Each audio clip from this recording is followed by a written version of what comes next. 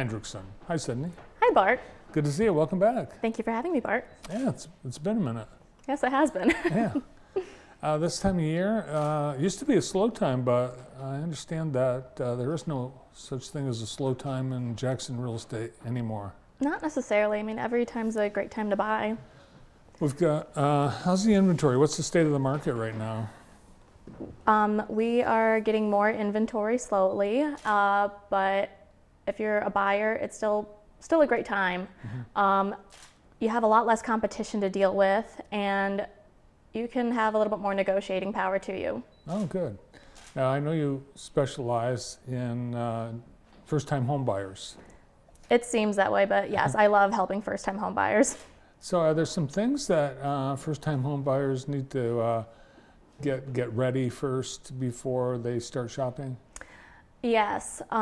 First, set a realistic price range for you. You got to take into considerations like, getting pre-approved, taxes, insurance, and basic home maintenance.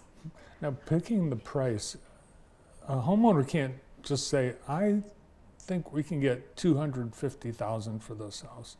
Don't they need to consult with some experts first? Yes. That is why I recommend using a local lender. There are plenty to choose from here. There's a different wide variety of programs to choose from, and some of these lenders have something special to offer, whether it's down payment assistance, a lower down payment, or sometimes even a better rate. Mm-hmm. Now you have the top five of what? Did you say you had the top five? We're getting into that, just like, things buyers should probably know. So we covered the top five for first-time home buyers. Yeah. So okay, we're 2 into it already. We have 3 more to go through. Okay. So location. Locations is everything, especially picking. It's location. Yes, the 3 locations. So choosing one that is important to you. So take into consideration, the distance from work or school, and thinking about resale value in the future. Like check and make sure there's not an asphalt plant next door. Yeah, that's not usually the most desirable thing, but like if it's for you, it's for you. It's a trade-off too. Mm-hmm. I remember people used to say, buy the cheapest house in the most expensive street you can afford, and that's a good strategy. Is it still? I mean, it could be. You can always up the resale value of that house. Make improvements and bring it up with the rest of the neighborhood. It's a great way to build equity. Nice. And number 5? Did we get to all 5? I think we have 2 more to go through. Okay, 2 more. So after we write an offer and it gets accepted, do not skimp out on the inspection. Mm-hmm. Like, that is one thing I implore you to do. Do people do that? Yes. I've had one buyer pass on the inspection, and after we closed, they found some expensive problems, and they were telling me about it, and I told them, like, this is why I always encourage to do an inspection, so we can find it before we close and maybe negotiate something. Yeah, so why would someone skip out on that? Well, sometimes it makes an offer seem a little bit more desirable, but I would highly advise against doing that. Okay, get the inspection. It gives you a peace of mind at the end of the day. And the buyer usually pays, does the buyer usually pay for that inspection? Usually, but you can always negotiate for the seller to do it. Yep. All right, and number 5. Number 5, think long-term about this. Like, this is going to be the home for, future familial growth and job stability, and, make improvements and build equity into it. Mm-hmm. It could be your forever home. It could be, and if it's your forever home, that makes me so happy for you. But if this is the stepping stone to get to the next house, like, let's, build improvements on it, or build equity into it. All right, some great tips for first-time home buyers, or really any home buyer. Those all apply. Mm-hmm. What we really wanted to talk about, though, was you're getting married. Yes, I am. And you sent along a photo with you and your fiance.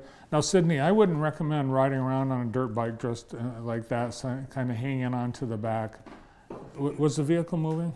Yes. It was? Yeah. Wow. You should wait until you see our bridal entrance. So at least it wasn't raining. All right, tell us about your fiance. So we've known each other for 6 years, and 6 years ago tomorrow was when we kind of went on our first date. Mm-hmm. So we met. Oh, you went on a first date on Valentine's Day? Kind of. So we used to work together at Polly's Country Market. I was a cashier, he was a bagger.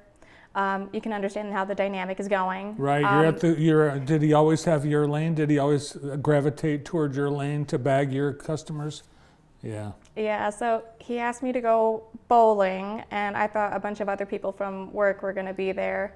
And I worked with a bunch of other kids from my school, and it was just me and him at the bowling alley, and he shows up with chocolates, and I was just like, oh my gosh, I did not get you anything.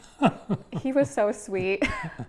So he made a bigger, in his mind it was a Valentine's date, and for you it was just bowling with the coworkers. Yeah. Yeah. So it was just me and him. We hung out, we went to Panera Bread, and at the end of the day, we went to our separate ways, and I kind of had a feeling that he would ask me about how I felt about him at work. And So up until that point, did you have an inkling that he was interested in you? I kind of had a feeling. Yeah. At the time, I wasn't really interested, but he asked me out for prom, and he asked me to be his girlfriend, and I said yes, and here we are, and I have a ring on my finger. Wow, that's awesome. Congratulations. Yeah. What's his name? His name's Gage Baker. Gage Yes. Baker. Gage and Sydney. So you'll be Sydney Baker. Yes, I will be. It ought to be shorter, easier to say. Yeah. It'll fit on the real estate signs better. Yep, that's what he said. And Gage is this a dirt bike or a regular? Yep. Yep. He's been into that since, I think, 2 or 3 years old. Oh my gosh. Well, so you'll probably have some acreage where you can ride dirt bikes after you're married. Yep. So number 6, make sure you got plenty of land for your hobbies, like Gage's dirt bikes.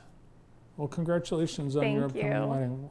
May, right? That's coming May? Yeah, May 31st. To any of my family that's watching, don't forget, May 31st. May 31st. Mark it on the calendar and choose chicken or fish. We're having tacos for dinner. That's a great idea. Mm-hmm. Nice. Well, congratulations and thanks for coming in today. Thank you for having me, Bart. From the Brokerage House, Sydney Hendrickson.